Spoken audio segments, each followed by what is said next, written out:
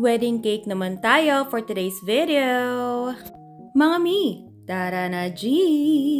Ang sarap tingnan, no? Cream cheese filling yan na sarili nating recipe. Opo, ang flavor ng cake na ito ay red velvet with cream cheese filling. Isa ito sa mga bestseller natin para sa mga customers na hindi mahilig sa chocolates. Amazing, di ba? Ang size ng cake natin is 6x4 sa bottom and then 4x4 sa taas. And kung mapapansin ninyo, hindi na natin tinrim or kinat yung mga cakes natin dahil pa-bonus na lang natin kay customer yan. Kasi ang request ni customer ay dami lang yung top tier natin. Kaya tinaasan ko na lang yung pinakababang cake natin. Amazing! At saka kung ititrim din natin itong cake na ito, itatapon lang din naman siya. So instead na itapon, ayan, pa-bonus na lang natin kay customer. Matutuwa pa siya, diba?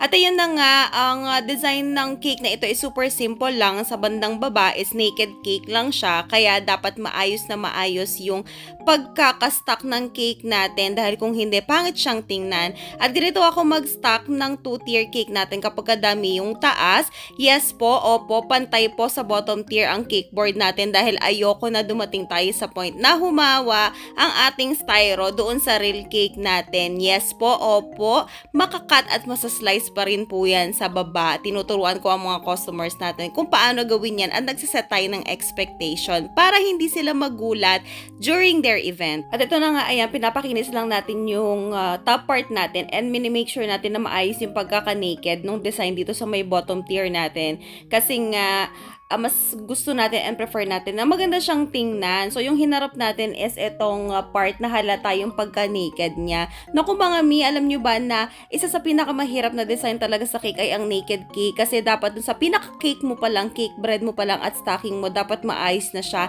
Hindi siya pwedeng merong flaws kasi kitang-kita talaga siya. At ito na nga nilalagay na natin yung mga artificial flowers natin. Noong una pa nga nakaligtaan ko na styro pala sa taas kaya nahirapan ako magtusok ng mga flowers.